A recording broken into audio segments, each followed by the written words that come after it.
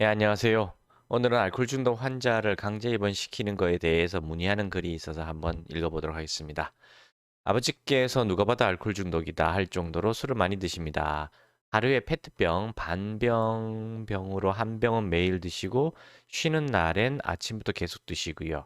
성격도 점점 괴팍해져 가기 시작해서 이제는 무슨 말을 하든 조금이라도 거슬린다 싶으면 째려보고 화를 냅니다. 지금은 몸이 아프다는 핑계로 일주일 넘게 회사를 쉬면서 계속 술만 마시고 있습니다. 아파서 쉬는 거니까 병원에 가자고 하면 알아서 하겠다고 버럭하니 화를 내고 집안에서는 항상 분위기가 냉랭하고요. 같이 사는 저나 엄마한테만 그러더니 이제는 가끔 집에 오시는 할머니, 고모 앞에서도 취해서는 버럭버럭 소리 지르고 심지어 싸우기까지 합니다. 고모께서는 알고 있었지만 생각보다 더 심각하다면서 입원을 시키는 게 어떻겠냐고 하십니다. 자, 보세요. 일단 문제가 심각하다 느끼면 강제 입원부터 생각하시거든요. 왜 그럴까요? 알코올 중독에 대해서 일반인들은 아무것도 진실을 듣고 배운 적이 없어요. 그냥 무조건 숨겨주고 덮어주다가 그냥 덮어주고 어떻게 넘어가다가 안 되면 그때 가서 마지막에 정신병원에 입원하라. 이것만 듣고 배웠을 뿐이기 때문에 아무것도 모르기 때문에 그냥 그렇게 하는 거예요. 이분도 그냥 심각해지니까 입원시키는 게 어떻겠냐. 바로 이렇게 얘기해 나가잖아요. 근데 그러지 마십시오. 자, 관련해서 찾아보니 강제 입원은 보호자 2명이 동의하면 가능하다는데 법이 바뀌어서 환자 본인이 원하지 않으면 입원이 불가능하다고 합니다. 맞나요? 자, 여기에 대해서 저도 좀 알아보는데 얘기가 약간씩 조금 달라요. 왜냐면 이게 아마 과도기라서 그런 것 같습니다. 한 5년 전쯤부터 법이 바뀌긴 바뀌었어요. 그래서 강제 입원이 법으로 좀 많이 까다로워졌습니다. 예전에는 뭐 그냥 뭐 가족 2명만 동의하면은 그냥 막 되고 그랬었는데 지금은 뭐 얘기 들어보니 정신과 의사 전문의 2명의 이 동의 같은 의견이 있어야 된다는 얘기도 있고요. 그다음에 본인의 동의가 없으면 안 된다는 얘기도 있어요. 얘기가 조금씩 다릅니다. 근데 저도 어떤 게 정확한 건지 잘 모르겠어요. 근데 분명한 거는 옛날 한 4, 5년 전보다 강제 입원이 무척 어려워졌다는 건 사실입니다. 혹시 뭐 그 병원 문 앞에 들어가서 잠시 검사받고 뭐 잠깐 입원하는 거는 어떻게라도 될지언정 계속 그대로 몇 달씩 그냥 가둬놓는 그런 격리 같은 거는 지금은 어려운 것 같아요. 그리고 환자가 스스로 병원에서 이제 퇴원할 수 있는 방법들이 많아진 것 같습니다. 옛날에 일단 가둬버리면은 무슨 수를 써도 못 나오는 그런 경우들이 많았는데 이제는 무료로 걸 수 있는 인권 전화기 같은 것들이 병원에 비치가 돼 있고 아무나 사용할 수 있게 돼 있나 봐요. 그래서 인권위원회에 전화 걸어가지고 나 지금 강제로 입원당했다 뭐 빼달라 그러면은 나와서 조사하고 막 그러나 봐요. 그러니까 얼마든지 나오려고 마음만 먹으면 나올 수도 있다는 뜻이죠. 물론 전화해도 병원 측에서 2명의 전문의가 안 됩니다. 이거 심각하다고 얘기하면 못 나오겠지만, 예전과는 달리 분명히 본인이 쉽게 나올 수도 있나 봐요. 그리고, 거부를 하면은, 본인이 거부하면은 병원 측에서도 예전과 달리, 잘 입원을 안 받아주려고 한다는 것 같습니다. 왜냐면은, 옛날에는 그냥 막 받아들여서 그냥 입원시켜 놓으면은 뭐 몇 달이고 몇 년이고 놔두면 다 병원에 수입이 되잖아요. 근데 지금은 그게 좀 어렵고요. 또 강제 입원을 시키려면은 힘센 사람들이 직원이 많아야 되거든요. 그리고 평소에도 관리를 하려면은 힘센 직원이 많아야지 관리가 될 거 아니에요. 근데 이제는 그렇게 하면은 인건비가 많이 들어가고 하니까 병원 측에서도 별로 수입적으로 도움이 안 되는가 봐요. 그래서 자가 입원 같은 것들은 뭐 해도 인원이 많이 필요 없으니까 좀 편한데 그런 이유로 강제 입원을 좀 안 받아들이는 경향이 많다고 하는 것 같습니다. 자, 계속 읽어볼까요?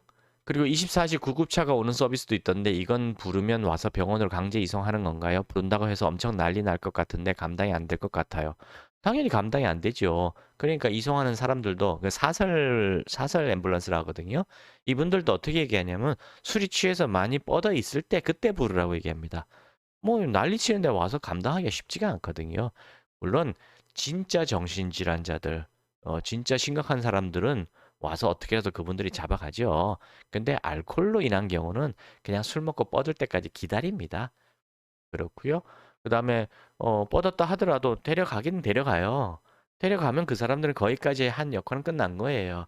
그 다음에 병원 문을 열고 들어가서 입원 처리가 되고 안 데려가는 거는 그 사설 앰뷸런스하고는 관련이 없거든요. 또 근데 그때 병원에서 또 안 받아주겠다 하면 또 다시 집으로 와야 되는 거예요. 그런 상황을 좀 알고 조치를 취하십시오. 자, 마지막으로 병원 관련해서 찾아보니 계속 입원해 있는 게 아니라 몇 개월간 치료를 통해서 퇴원을 하던데 계속 입원해 있을 수 있는 건 없는 건가요? 예, 입원이 가능하다 하더라도 법적으로 3개월만 연소로 가능합니다. 3개월 이상 법적으로 계속 입원시킬 수가 없어요. 예전에는 뭐 또 따로 어떻게 해서 3개월이 연장이 됐었거든요.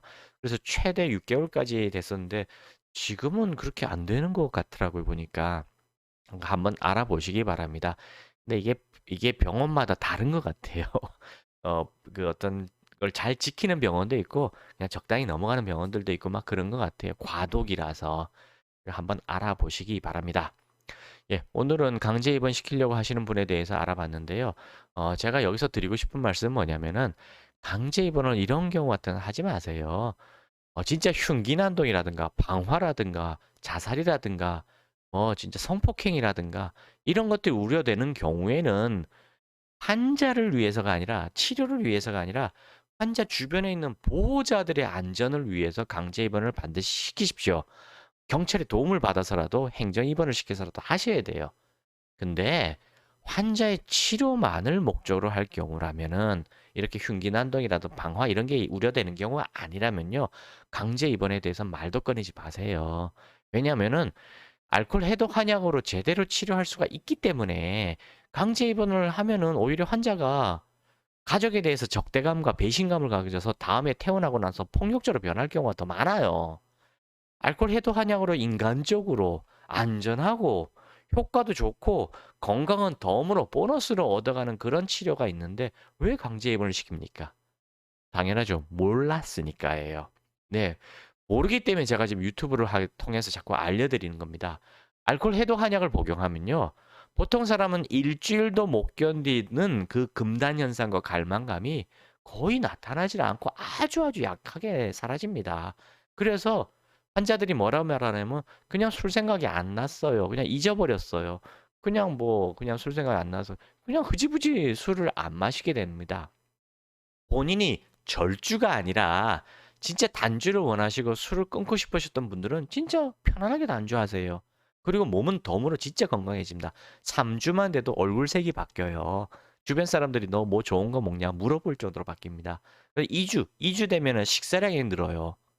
식사량이 늘면서 잠을 잘 자게 되고 그러니까 얼굴색이 바뀌면서 뽀샤시해지는 거거든요. 그렇게 쉽게 단주를 할 수 있습니다. 그러니 강제 입원을 처음부터 하려고 하지 마세요. 제발, 제발 강제 입원을 하지 마시고요. 일단은 알코올 해독 한약으로 먼저 치료를 하세요. 충분히 흉기난동 방화 이런 게 없는 분들이라면은 충분히 알코올 해독 한약으로 단주 성공할 수 있습니다. 물론 이제 본인이 나는 안 끊을래, 나는 줄일래가 버티는 분들이라면은 뭐 단주까지는 100% 단주까지는 안 될 거예요. 일부러 마시는 거 어떻게 말립니까? 하지만 불면증, 우울증, 무기력, 자포자기, 흉기난동, 방화, 아니 저기 폭력성, 자다가 욕하고 싸우는 거, 가족들을 괴롭히고 여기저기 밤에 전화 돌리고 문자 돌리고 또 뭐 자다 깨서 술 마시고 이런 것들은요 알코올 해독 한약만으로 다 쉽게 해결할 수 있어요. 예, 손떨림, 식은땀 이런 것도 마찬가지입니다. 그러니 자다가 오줌 싸고 똥 싸고 하는 것들도 다 해결됩니다. 그러니 걱정하지 마시고 알코올 해독약으로 안전하게 편안하게 단주 치료하시기 바랍니다. 가장 중요한 건 결국 뭐냐고요? 단주를 원하느냐, 절주를 원하느냐. 이게 결론이에요. 단주를 원하시는 분들은 알코올 해독 한약으로 쉽게 대부분 첫날부터 당일날부터 단주 성공하고요. 절주를 원하시는 분들은 좋아졌다 나빠졌다 좋아졌다 나빠졌다 이걸 계속 반복하면서 아주 천천히 천천히 호전됩니다. 그래서 이런 경우는 뭐 반년 이상 수년 걸려요. 그다음 진짜 단주를 원하시는 경우요. 대부분 당일날부터 성공합니다. 네, 감사합니다.